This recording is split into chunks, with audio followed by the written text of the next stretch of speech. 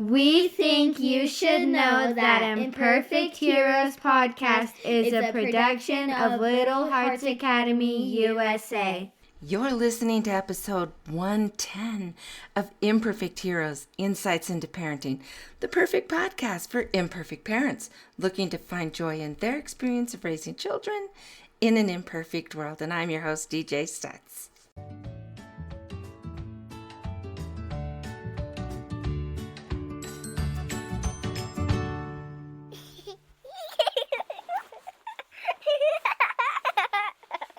Welcome to another episode of Imperfect Heroes, Insights into Parenting. And it's been a while since I've done an episode just by myself. And I've had so many people wanting to get on the podcast as a guest that I am actually booked through December. And so I wanted to save a week, though, that was just for me, that I could talk to you about something that I feel is really important. And so today we are talking about a subject that has just perplexed parents for generations. Is there any harm in swearing around your kids? Can a few dropped F-bombs send them spiraling down the path of aggression? Well, join me as we explore the fascinating world of language and its impact on children and our efforts to create a more peaceful world. So, I am going to share my screen. If you're watching on Rumble or YouTube, I'm sharing the screen and then you're going to be able to see what I'm working on and how I'm doing this here. So today we're talking about parents and potty mouths and how words actually shape our world. We know through scientific studies, collegiate studies, studies done by police and therapists, that raging anger, of course, and it makes common sense, doesn't it? Raging anger can lead to violence and abuse. And then verbal abuse leads to low self-esteem and shattered emotions. And I think there are some people who have gone through that in their childhood and maybe by another abusive adult in your adult life, but we know what that means and what that feels like. And so we do know that people who often use anger to manipulate others do so from their own low self-esteem. Generally, they are often dealing with their own low self-esteem, and they are suffering from the abuse of their own childhood where they were not able to understand their own emotions. They weren't allowed to label them. Sometimes they weren't even allowed to really have those emotions if they got in the way of an abusive parent or someone else that was in their life that was abusive. Sometimes it's a sibling, an older sibling. Far be it from me, I'm the oldest in my family. But sometimes these things happen, and so they were never able to process their own emotions, and so they are adults now that don't know how to manage their own emotions, and so they shoot into anger and sometimes violence because of that. And sometimes they have a need to feel powerful, and the language, that abusive language and sometimes violent behavior, for some reason helps them to feel more powerful over the people that are in their lives or powerful within their own lives, right? Sometimes they're trying to redirect attention from their own insecurities. And so, I'm feeling insecure, I'm going to speak aggressively and powerfully to make so other people don't notice how insecure I really am. And so that's another reason. And sometimes they feel unworthy or unwelcome or just not able to manage in a group. And so they will use that aggressive language and sometimes even violence just to isolate themselves, to push others away and to isolate themselves. And so that's something that happens. And so here's a few more things to think about then. Do we really want to go through life as a bully, as an adult bully, and that is terrorizing whomever? It may be the neighborhood, right? There's the neighborhood bully. There's a bully within the family. There are bullies at work and maybe even on a city softball team, whatever it is. But is that really how we want to go through life? And so instead, let's start getting curious about, why am I feeling these emotions? why am I just throwing into such a rage so quickly? Now, you can always go to therapy, get some help, but a lot of times I think that people who are dealing with these strong emotions are embarrassed, or they feel like, I don't need therapy, I'm fine, because they're afraid that it will maybe make them look weak. Other times I have noticed that there are people who don't want to go to therapy because they're afraid that the cat's going to get out of the bag, that they will be identified as someone who is lacking, who is wrong, who isn't able to manage things. And that's kind of a little beyond what they are able to do right now. So instead of getting mad at ourselves or whatever, let's start getting curious about, why am I reacting this way that I am? And remember that, and this might be part of it, the more frustrated you become, the more nervous the people around you can become. And so if you're frustrated because, let's say, someone didn't follow through right, they didn't understand a direction that you gave them, or they didn't follow through on a promise on something they said that they would do, and you lose it and you're yelling and using aggressive language, then they are only going to become more nervous, which means the chances of them repeating or still making mistakes will increase. And so if you're frustrated by mistakes, generally the best thing that you can do is to calm down, talk to them about, okay, what is it that you thought I was asking you to do? Let's see where we went wrong here. And then they're going to calm down and be able to make fewer mistakes, which will make you less upset.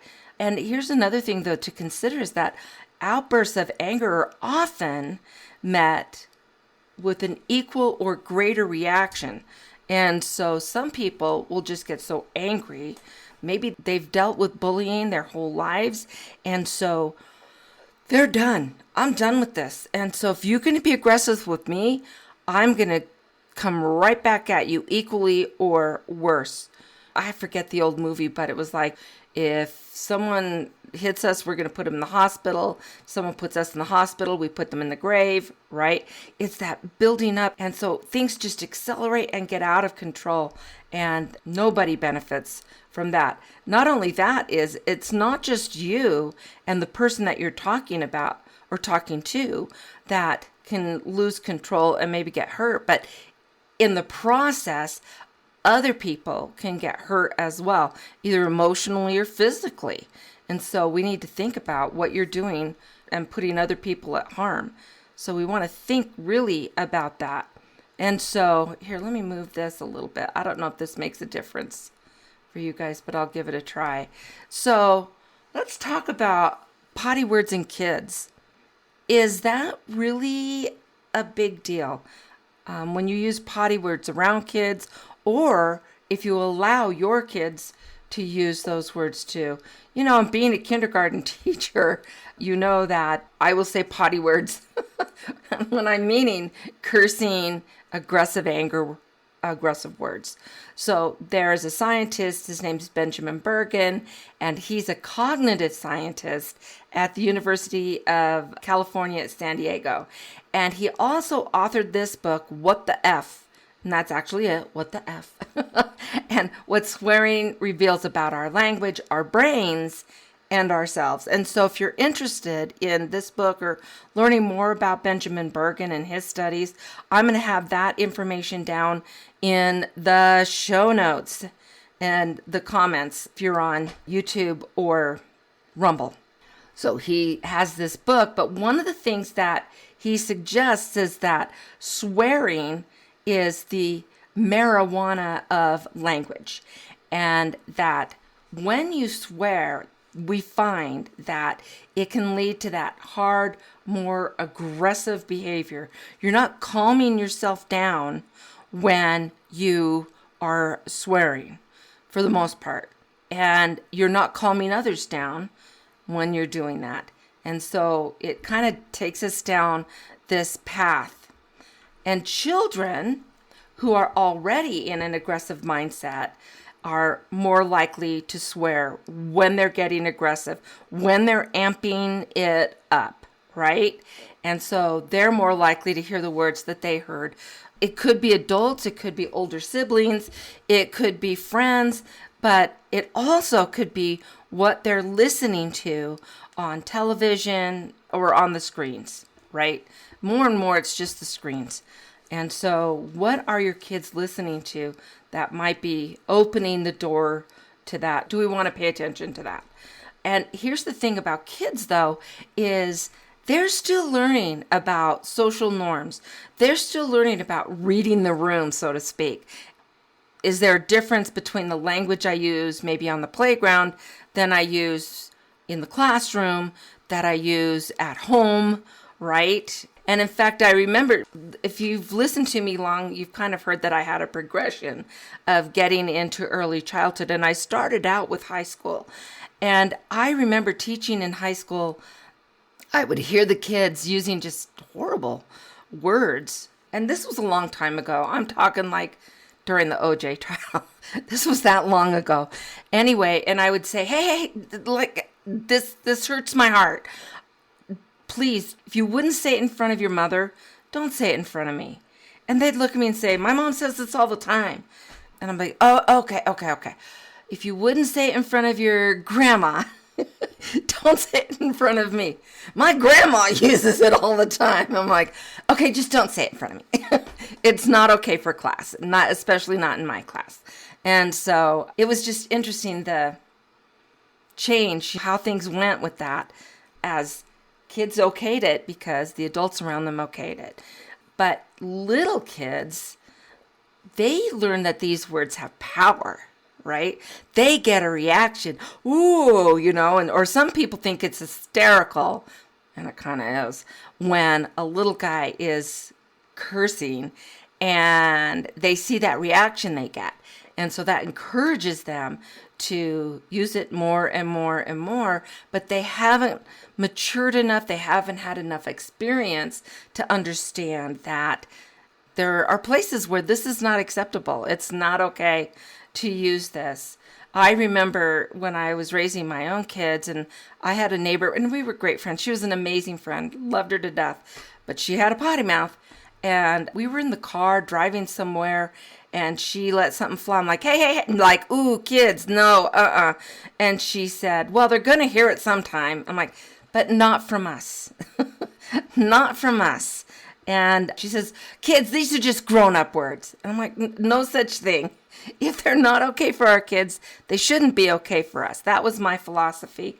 And so, we've got to learn to really wonder what we're teaching and how we're moving forward with language. Here's another opinion, though, about cursing and kids. So there was a study that was published in the Journal of Pediatrics, and the scientist's name was Sarah Coyne, and she's from Brigham Young University, which is in Utah. And here's some of the things that she found in her study. So she also found a connection between early exposure to language and physical aggression. And in fact, what she found was that it really didn't matter where the source of hearing that early exposure to physical aggression, it didn't matter. Just that exposure. So whether it was friends, siblings, parents, grandparents, a neighbor, and screen time, all of those things added up to the earlier that they were exposed to that, her study found that there was a greater connection to physical aggression as the kids were growing. In fact, her quote was, profanity is kind of like a stepping stone. It can start a downward slide toward more aggressive behavior. And so if we're wanting our kids to, not get in trouble, at school or on the playground or whatever, and to have some real quality and positive problem-solving techniques, using profanity isn't going to lead them there. It's going to make the problem worse, and it's going to limit their ability to see other alternatives to solving problems. So let's think about this, though. Is there a cost to society for all of this? And the survey says, let's look at this. The acceptance of expletives has changed for the past few years. I remember growing up in Los Angeles, right? And we weren't allowed to use curse words, whether we were at home or at school. We would get busted. We weren't even able to say fart. We had to say boof. Ooh, someone boofed. Ish. And so it's funny that my mom, again, if you've listened to me long, my mom was raised literally by lumberjacks in the Northwest part of America. And, I know language was around those guys, but I do know that my grams and my pops did not put up with it from the girls. I don't know about my Uncle Verge because he was pretty good at it. But I do know that my mom and my aunts were all and there's the 3 girls, so they were all just very conscious about language. And I think Grams taught them that it made them sound cheap and uneducated and poor. And so that's where they picked that up. And so they didn't allow it at all. I also remember one of my brothers came home from school, and he's like 3rd, 4th grade, something like that, and dropped an F-bomb in front of my mom. He didn't know what it meant. He just heard it at school, and my mom was like, "Wah!" But she said, "Do you know what that word means?" He's like, "No," but he knew he was in trouble, right? And no, and she pretty much explained it to him and said, "Now, is that what you meant to say to me?" "No." "Okay, then let's not use that word." And so that was that's an approach, certainly. But I know that acceptance. I can remember that my parents, we were at a park one time, and there was a rowdy group of people, and language was starting to come out. And I remember my dad going over there and saying, "My children are here. We were here first. You stop the language or you find somewhere else to go." And he was very firm on that. And my dad, he was a slender, tall professor, not aggressive at all that I saw. And yet I remember him going there, and I thought, "Ooh, wow, Dad's really mad." That's something that stayed with me. But let's think about, as cursing has expanded and its acceptance in civilized society has expanded, what has equally happened to the violence in our society? I would submit to you that it's increased, right? We're seeing more violence within the schools, more fights, more disrespect. We've got increases in crime that's going on, in violent crime.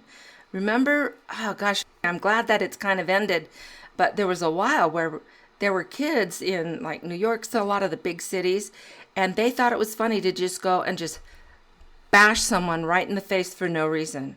And they're not expecting it. And they thought it was so hysterical to watch them just go down. And so we really need to pay attention to what is going on. And is this really a benefit? Is this really good for our society? You answer that. And is this trend compatible with our desire to promote kindness and peace in our societies? Everyone is talking about, "Oh, we're so divided. Oh, everyone is so angry." And I don't care which side of the aisle on, we all think that the other side of the aisle is being unreasonable and that they're rude and they are not tolerant of other ideas. Both sides are saying the same thing. And the truth is, they're right. Both sides are. And so how are we going to encourage people and to help them to feel listened to? It's okay to listen to someone with whom you disagree. You don't need to call them names. You don't tell them they should go die and kill themselves, which is stuff that's happening on social media if someone sees something that you disagree with. It's amazing how I'll put up something that I think is absolutely truth, that it's stated in a calm, nice manner, and yet I'll get things back. "You're a racist. You're an idiot. You're looking for violence," which is so far. People who don't even know me, they haven't even met me, and just because they disagree with something I've said, somehow that makes it okay to say such awful things. I think it's not okay.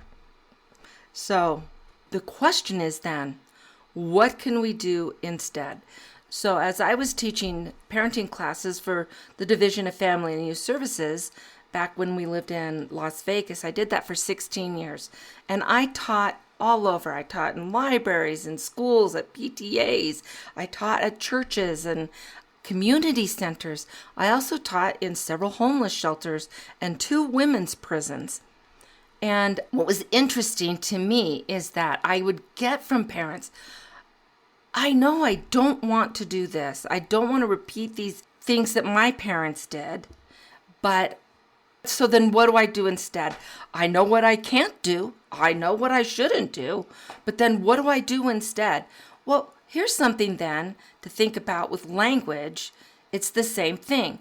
So if I'm going to try and not do this, what am I going to do instead? Well, I can tell you that I have not always been pristine of language as I've grown and matured. And so forever ago, when I was young and a newlywed, I was actually a 911 dispatcher to help my husband go through college. And that's where I worked. And in a police department, it gets a little lively. Colorful even with the language, and I started picking up on some of that. And while I didn't use any of the big ones, I did spend a lot of my life using different swear words. I had 3 favorites, and I remember at one time my 4-year-old, he was 4, Shiloh, he dropped a plate. He had a full plate of food. I'd set him up to fail, gave him a full plate of food for him to take over to the table, and he slipped. Food was all over the floor, and he let one of my words fly. And I'm like, Shy, you should not use that word. That's not okay. And what does he say? But Mommy, you do, right? He was right. And so then I had to kind of step back, and we came up with a plan to try and help. And I still struggled for years with trying to give up those swear words. It's hard to do. They're right there at the tip of your tongue. They come out and you don't even realize you've said it half the time, right? And so it takes time to become aware of when you're swearing, what kind of words are you using, and is this something that is going to help a situation or not help? Now, I'm not saying that everyone needs to completely give it up, but I am saying that if we can tone it down. For me, I decided I wanted to give it all up, all of it. And I wanted to draw closer to God. I wanted to feel that blessings of Christ and the presence of Christ in my life. And I read in the New Testament where Christ said, let your cursings or whatever, be yea, yea, and nay, nay, and nothing more. So he was saying, we don't need to use language like that. We don't need to. And so I decided I wanted to take up that challenge and try to move it out. But then, yay, yay, nay, nay, doesn't quite fit into a lot of situations, right?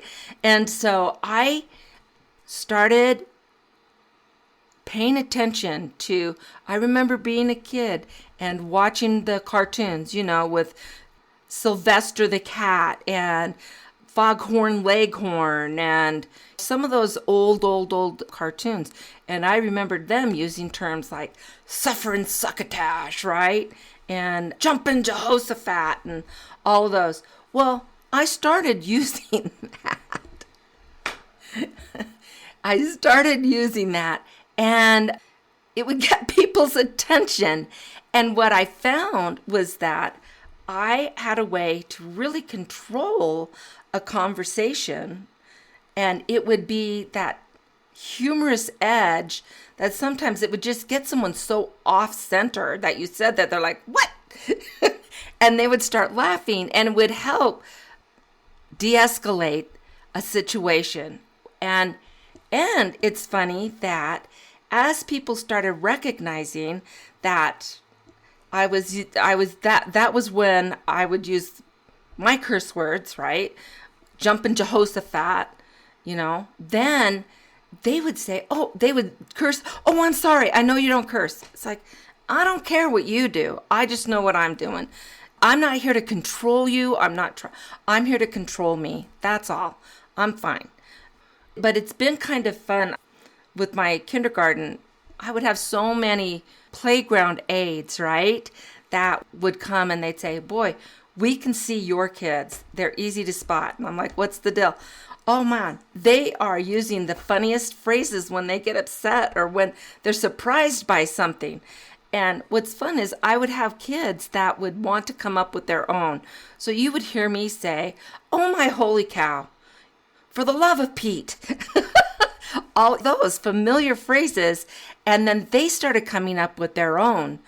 It's funny. I had one kid, oh my holy cheese puffs. Or so, they would come up with things and then they'd come and say, I thought of a word, and they'd be so excited to share it with me. And it really did change a lot of the atmosphere and the relationships within the classroom, just even in kindergarten. And it was a fun thing to see. I'll tell you someone who really, really inspires me is Colonel Potter from MASH.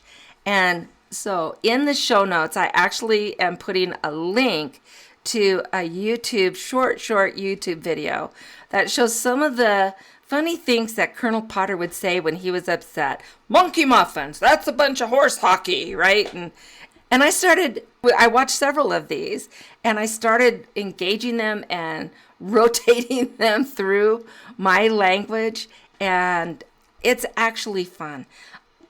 I am someone who takes the Lord's name very seriously. And I believe when he says, thou shalt not say my name in vain, I believe that. And so I've even quit with the initials that a lot of people, and I'm not saying this, I'm just telling you what I do, but I don't even use those initials that you'll see in text and stuff, because I know that if I use that, that's what I'm putting into someone else's head. I don't want to be responsible for that. And so if I do, it's like, oh my goodness, and I'll spell it out. Oh my holy cow, that's one you'll hear a lot from me. And so I'm working not only to be responsible for my language, but I am working to be also responsible for the ideas that I put into other people's heads. But that's me. You do what you want. And so I also want you to think about, we just finished a 5-day challenge in July of peace, 5 days of peace.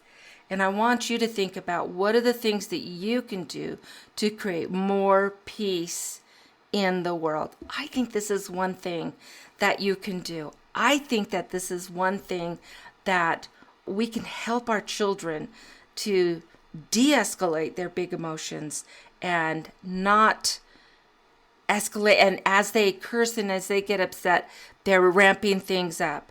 I've heard people say, oh, I have to curse. It's what helps me get through. But why? Why is that? And if that's you, there we are.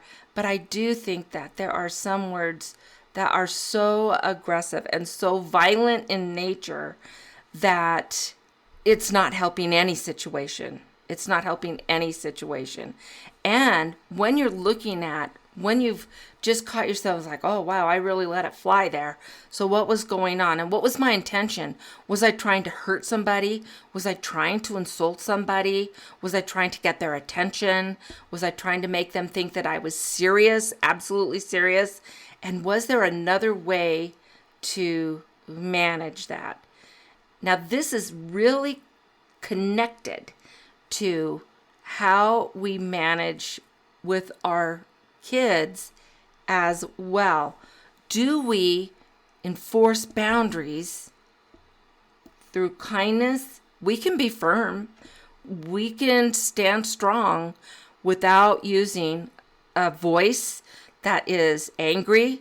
We don't need to yell. We don't need to be demeaning to our kids, but we can get the point across by using more brain power and by expanding their vocabulary And that is one of the biggest things, the biggest differences with the education gap and the learning gap is simply the vocabulary that kids start kindergarten with or even preschool with. It's huge. You can expand that vocabulary as kids are better able to identify their own emotions, what they're feeling, how they're angry, why they're feeling that way, what their expectations are, what it is that they're trying to accomplish with words rather than expletives. So I hope that helps you a little bit. I would love to connect further with you guys. I would love to hear about your family. I would love to hear about how wonderful your kids are and what are some of the things that you're doing with them to connect with them and to teach them. And then what are your dreams and goals for your family and for your kids? I'd love to connect with you. And so I've got the link to my calendar. If you're watching on YouTube or Rumble, it's here on the screen, but it's also going to be down in the show notes for all of the formats that we're talking about. You can just, it's called book, you'll see bookme.name. That's my calendar link. And I would love to have a conversation about what is going on in your life and these amazing little people that are in your life. And so I hope that you'll take advantage of that. Thank you for spending this time with me and allowing me to talk about a topic that I really feel strongly about and that I feel is going to be able to make a big difference in how we connect as a society and to become a society that is kind and compassionate in our words and our deeds. So next week, it's a great guest next week. And so I hope that you'll join us. And whether it's on the podcast or on YouTube or Rumble, thank you so much for spending this time. It means the world to me. Be sure to follow so that I know that what I'm saying is helping you. And I am open to hearing what are your needs and how I can help you meet those needs and solve some of those problems and help you kind of also celebrate the things that are already going amazingly in your family with your wonderful kids. So until next week, let's find joy in parenting. Bye, everybody.